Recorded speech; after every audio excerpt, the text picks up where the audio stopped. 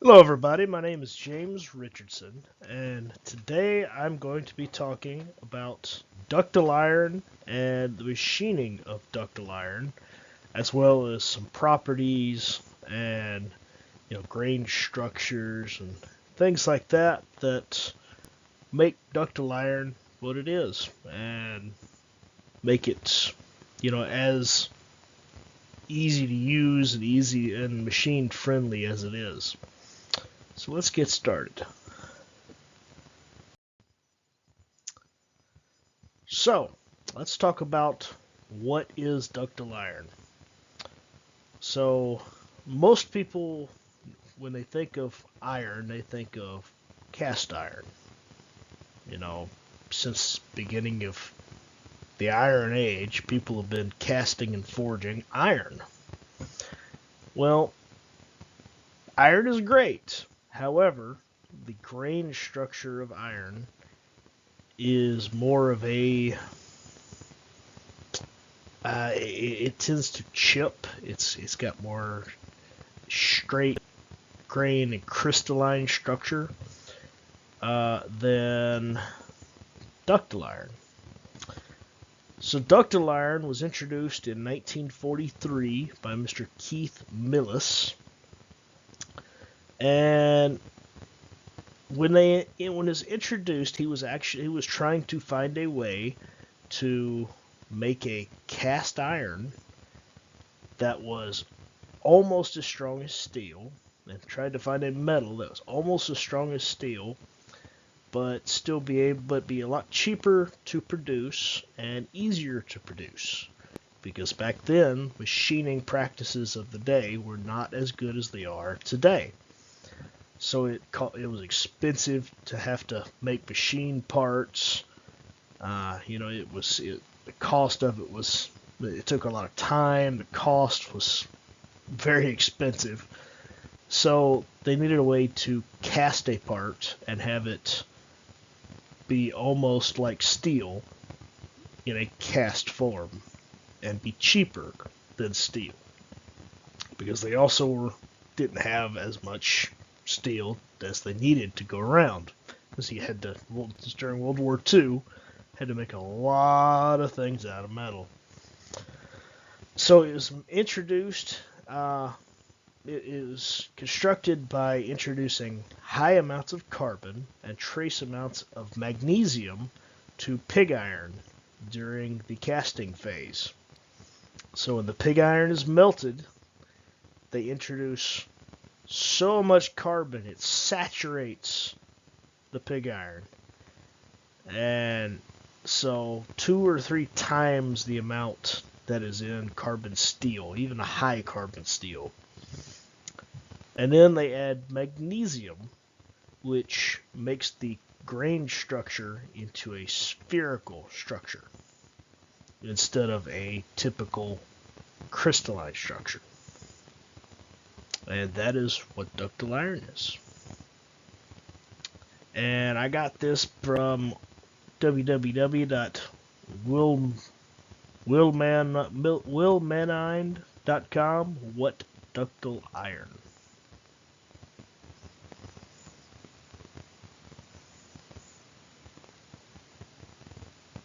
Alright, so let's talk about ductile iron versus gray iron. So when most people think of cast iron, they think of what today we call gray iron. Gray iron is just just regular cast iron. So it's a added carbon iron. It has a crystalline structure, as we can see here, has a longer crystal structure, and that's okay for most things. It's very cheap to produce, a lot cheaper than steel, but doesn't have quite the tensile strength, and the tensile strength is up to about 40,000 psi. So not nearly as good as steel. It tends to chip when it's machined because of that crystalline structure, that fine crystalline structure. and it's heavy. It's very heavy. So it's not good in, a lot of parts for automotive use, or, a lot of different things. Anything that needs to be machined or anything like that, it's just not good because of that structure. And so ductile iron, instead of that fine crystalline structure, ductile iron has a spherical structure. As you can see in the pictures here, the crystals, the spheres inside here, these bubble-looking structures right here in the picture, are held stronger and tighter than that crystal structure. So this helps it to be lighter, helps it to be stronger, and it's a lot easier to machine. So, and it helps with the tensile strength. Tensile strength is approximately 60,000 to in between 60 to 120,000 psi, depending on how it's mixed. And it's that magnesium in there that helps it be lighter. And this is from www.reliancefoundry.com/blog/ductile iron. Thank you. So now let's talk about some of the features of ductile iron. Now, as you can see in the chart here, you can see the stress-strain chart. So you have ferrule ductile iron, which is just a lower carbon typical gray iron. It's almost there with regular gray iron. So not near as strong, but still lighter and a little bit better structure than gray iron. And they have the pearlitic ductile iron, which is the standard ductile. It's a lot better structure, a lot more machinable, a little bit lighter ductile iron.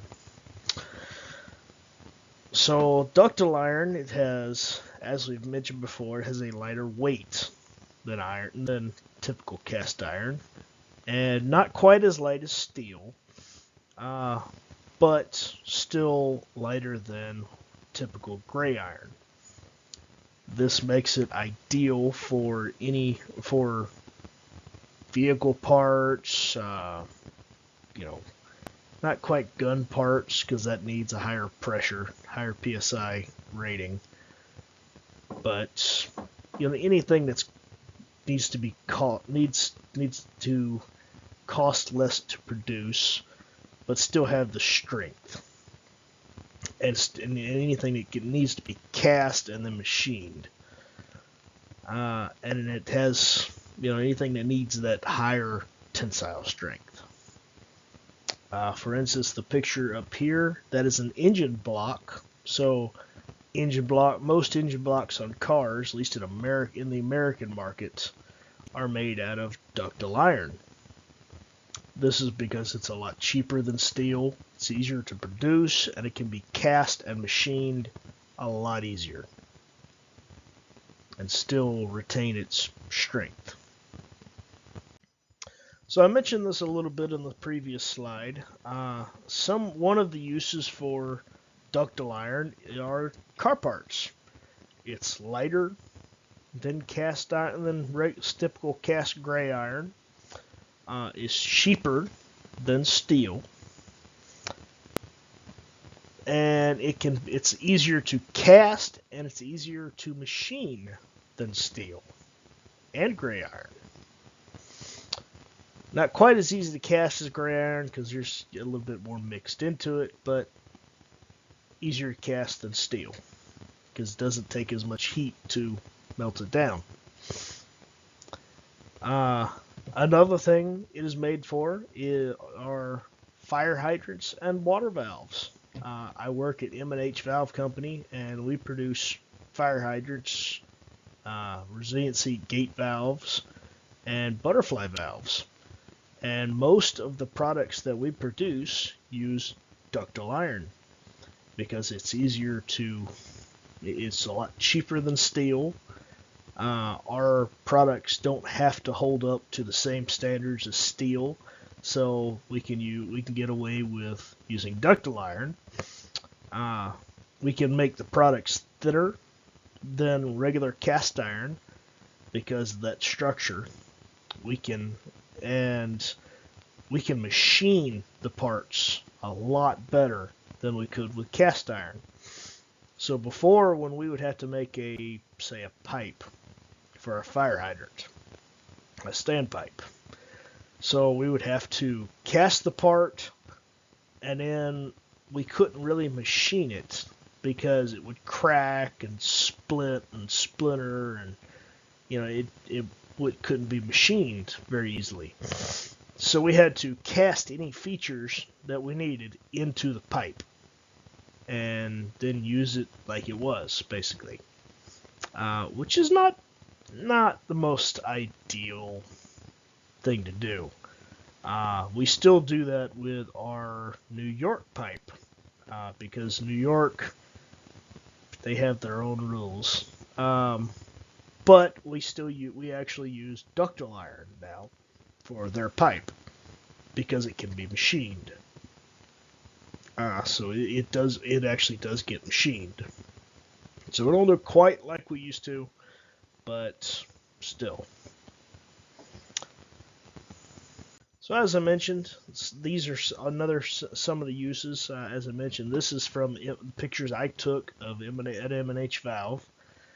So on the left you have a shoe assembly. This goes on the bottom of a standpipe for a fire hydrant.